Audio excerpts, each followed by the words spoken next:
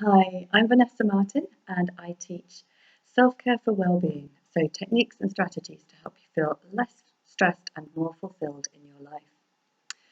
Today I want to talk about a mindfulness technique. There's various variations on it, but I'm going to talk about a technique to help you to see your thoughts as passing and not to need to get so involved and dragged into some of those thoughts, some of which can be quite unhelpful sometimes and can send us into a bit of a stressful spiral.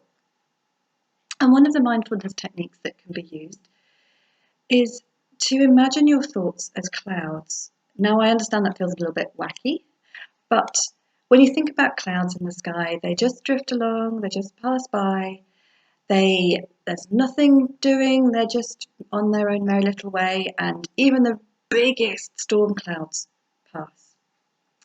So if we can imagine our thoughts as clouds, then we can understand that they're just transient and they will pass, and we don't need to get sucked into them, however deep and dark they might be. And I appreciate that's easier said than done, and it's something that takes practice. And yeah, I'm still practicing, but it can be really helpful.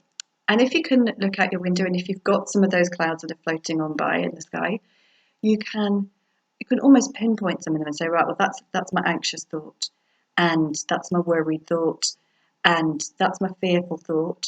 And you can then just watch them pass you by and blow away into the distance so you can't see them anymore. If you don't have clouds that are doing that outside your window, or you're not near a window, then you can close your eyes and you can imagine that in your head and imagine seeing these clouds and just imagine that your thoughts are just like those clouds and that they are just passing by, because they are.